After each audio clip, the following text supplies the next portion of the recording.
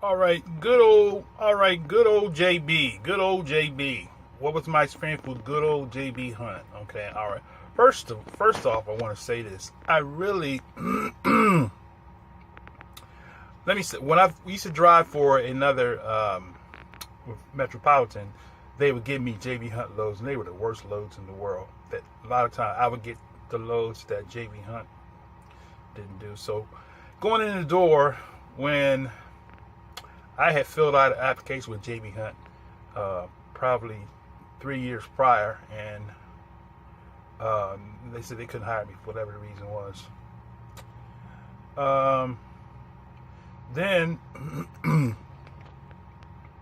I kept in contact with the recruiter. Patrick was my well, he wasn't my recruiter, but he was somebody that I had kept in contact with. A guy named Patrick, and in Arkansas is where the headquarters is. So when when I was looking to leave Metropolitan because I wanted home time, I went on JB Hunt's website and saw that JB Hunt had some local positions where you're home every day. And first, let me give you my training experience, right? Okay, so I went to JB Hunt. JB Hunt is real structured. I mean, JB Hunt reminds me of corporate America trucking. I mean, they treat the truck drivers, in my opinion, just like corporate America treats their employees. Now, if you ever worked in corporate America, you know exactly what I'm talking about, right? Everything is everything is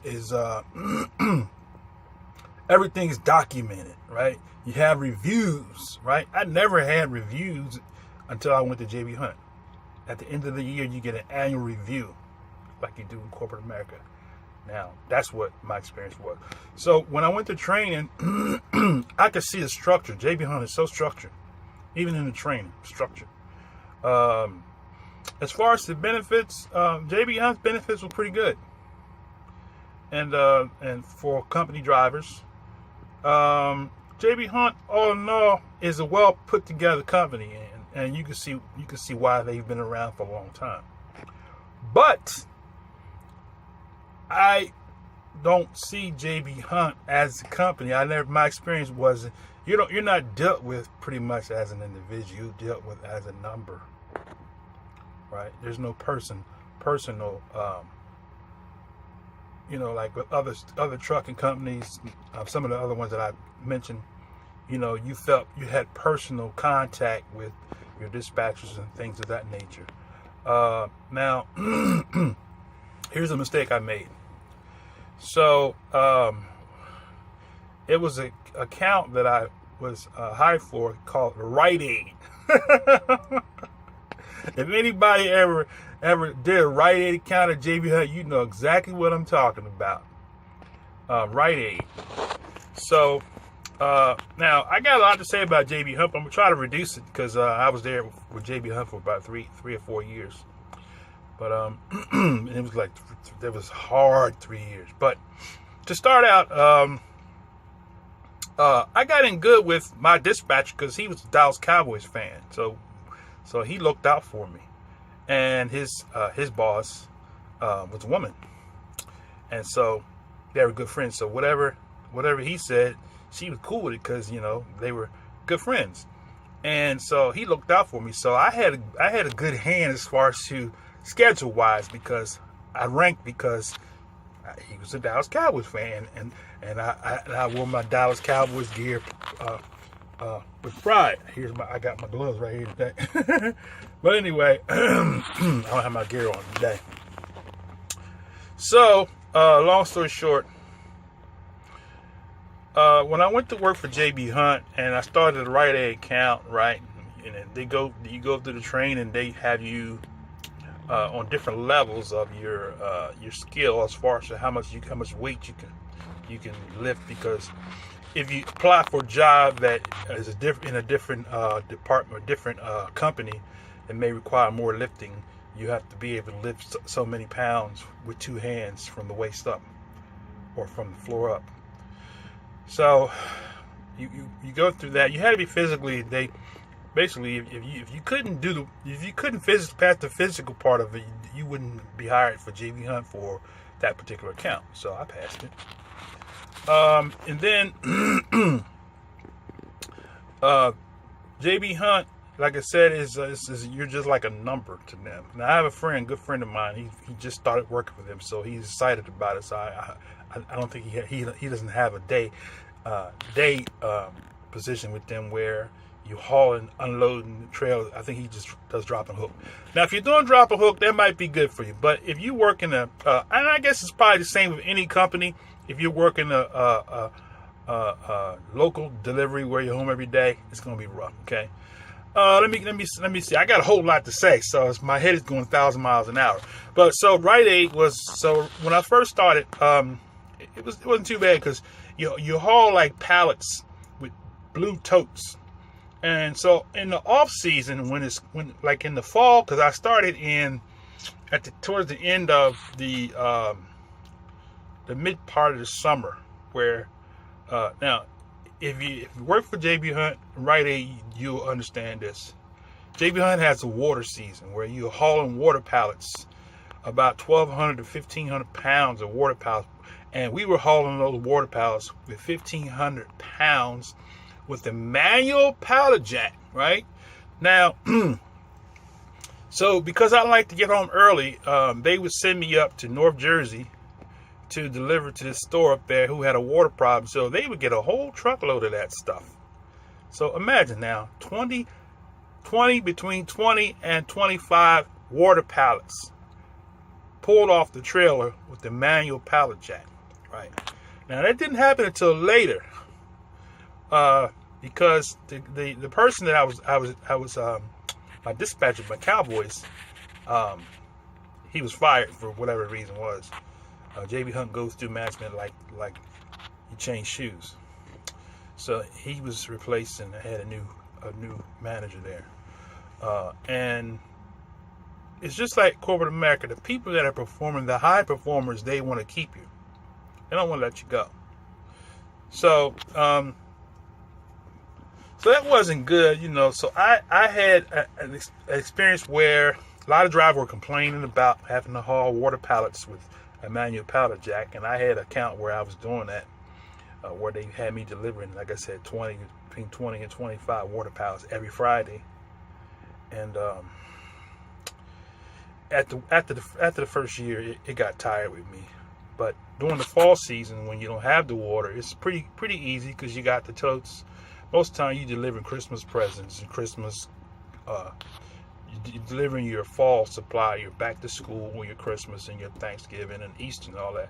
All that's fine and well. So, say from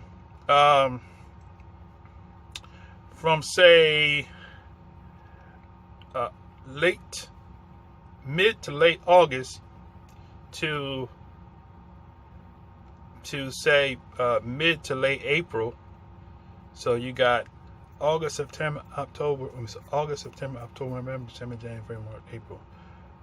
Maybe I'm wrong about it. Let me see. Is that 10? Yeah, about 10 months. Okay, about 9 or 10 months, where it's not too bad. The worst part about that time is snow or ice or whatever. So with JB Hunt, when I first started with them, the delivery, I had to make a delivery in Philly, PA. And it was a small street. And to make a long story short, the managers was backing me up because you had to back up on the sidewalk to make a delivery. On Broad Street. Go figure that one, right? South Philly, Broad Street, right? During rush hour. That's what time the delivery was, around the rush hour time. But you gotta go through the traffic and back up on the sidewalk. And the manager was backing me up, and they have a sign on the sidewalk that said no parking. Well, I was backing up. Manager was like, come on back. Then bam, hit the stop sign, hit the sign. I got charged with that, so I was cool. Okay, all right, it's a preventable accident, they call it, because you hit a stationary object. All right, even though the manager was there, you should have got out and looked. That's JB Hunt policy. Get out and look. They call it the goal. Okay. So I took that. Now, but like I said, with JB Hunt, you got to watch yourself because you got to take pictures. You got to protect yourself. If you see something, you go to a store. If you see a canopy hit or something, a pole hit or something, take a picture of it. When you get there, show the manager, hey, this, I didn't do this. I just pulled up into your lot. You can see my truck is sitting right there. I noticed that you got a dent in your canopy, right? And then send it to JB Hunt Dispatch, because you will get charged. Because if you don't do that, right, if you don't bring it to the manager's attention, they're gonna stick it on the next driver. If nobody says nothing, they know somebody hit it, so they're gonna stick it on the next driver. So, make a long story short, they stuck me with an accident hitting the canopy at a Rite Aid store that I know I didn't hit, because I saw it, but I didn't take the picture. As a matter of fact, the manager backed me up to the door. They know full well I didn't hit nothing, right? But they called JB Hunt the next morning. JB Hunt said you hit their store. I mean, Rite Aid said you hit their store. So I was charged. So I got charged with an accident there. Then, like I said, the winter time, you gotta watch it, because those loads take priority. They don't care whether it's snowing outside or whatever. You get those loads out. You got that truck leaves out of Rite Aid distribution center, you're gonna deliver that. You can come back with an empty truck. So this was maybe almost a year later. This was my second year. And I slid on some ice somewhere in Pennsylvania, Rite Aid store.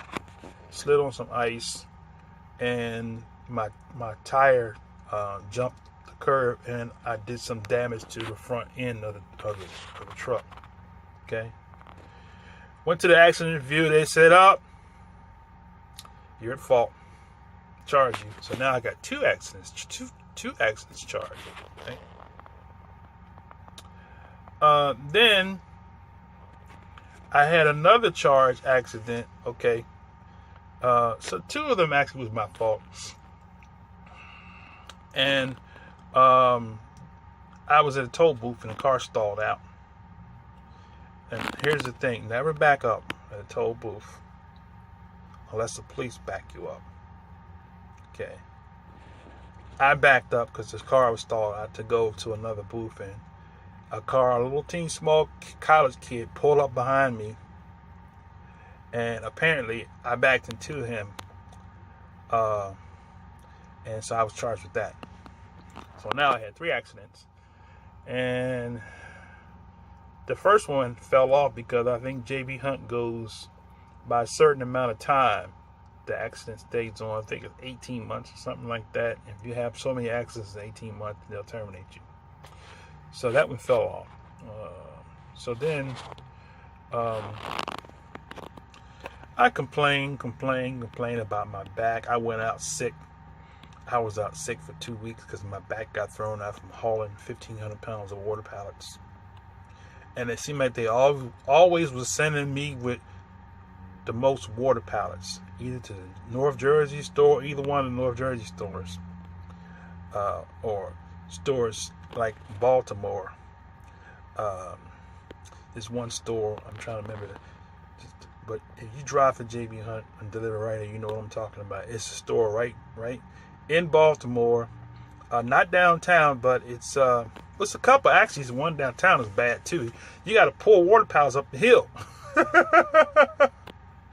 So I was complaining. I said, y'all got to get somebody else on these accounts. And then they started giving me crazy schedules because the guy that I was in good with, the Cowboys fan, he was fired.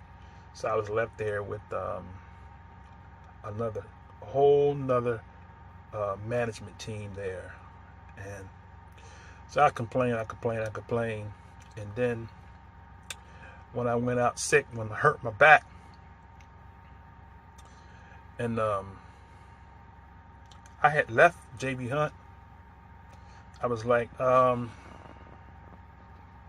this ain't gonna work for me. You know, I just can't be sick. So I was going, at this point, I was so desperate at this point, I was like, I'm gonna go drive a school bus.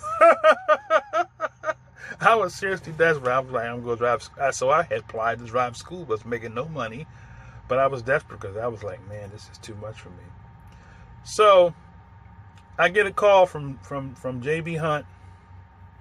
We got a transfer for you. I said, oh, okay, good. You're going to drive for our Electrolux account, right? You're going to deliver appliances, refrigerators, and stoves, and dishwashers, and washers, and dryers, and things of that nature. You're going to deliver to different locations, wherever the load goes. But you'll be home every day, and you'll start at like 3 o'clock, 4 o'clock in the morning, and you're home by 1, 2, 3 latest in the afternoon. So I was like, that's cool, right? Cool. So I was all right with that. Okay, I wasn't making as much money as I was making with the Rite Aid account because the pay wasn't as much. I guess the job wasn't as demanding. So when I went to Philly, I had did that for about almost 30 days, and went to make a delivery in Philly. And Philly's small like DC. You got a lot of low clearances. And so I made a delivery at this one place in North Philly. Not North Philly. That's not North Philly. Kensington area. Anybody know anything about Philly? Kensington. So I went to Kensington and made the delivery and went to come home. And when I turned, I'm at the warehouse being unloaded. I just thought somebody was coming to tell me they were finished. But so when I was being unloaded, when I finished unloading, I went to go home.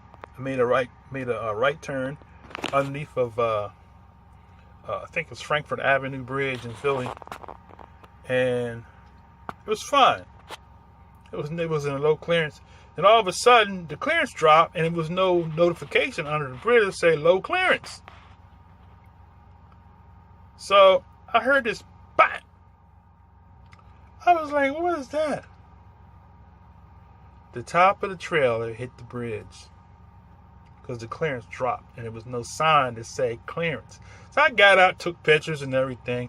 I was like, damn. I said, I hope I didn't do too much damage on this trailer because I heard it when it hit. So I was pissed because now I had to call. I was like, damn, this is going to put me out. Because I was counting.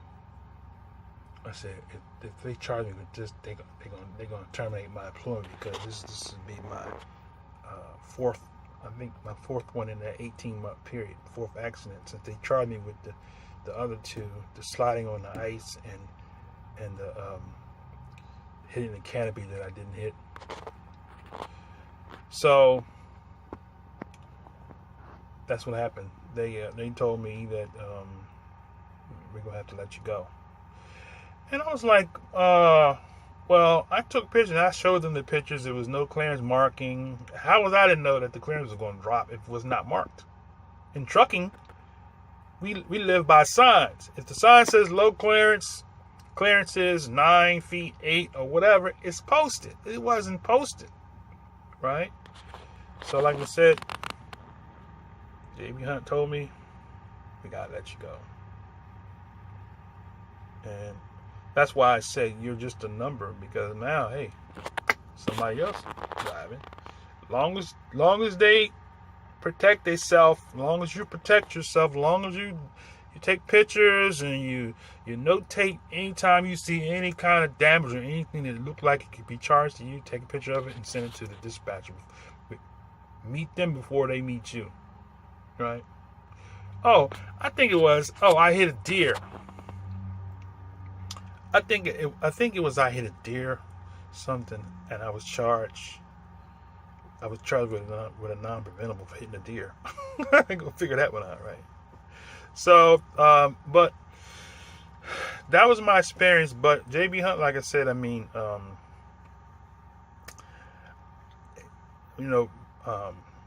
looking now, hindsight, looking at things now, if I had a knew that JB Hunt was like that, I would have walked away just like I did with Western Express, because I had a bad feeling.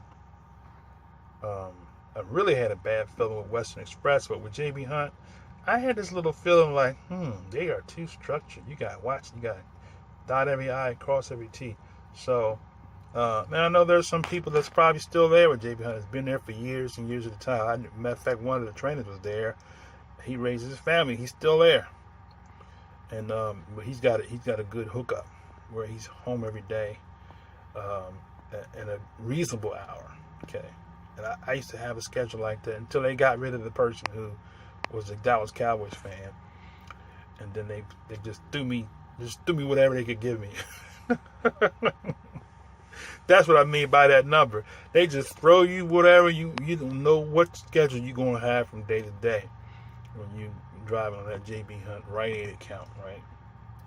So that's my JB Hunt experience, and sorry it took so long going through it, but there's a whole lot more of the experiences that I had with JB Hunt, but as they come, maybe I'll bring them out, but that pretty much summarizes my experience with JB Hunt.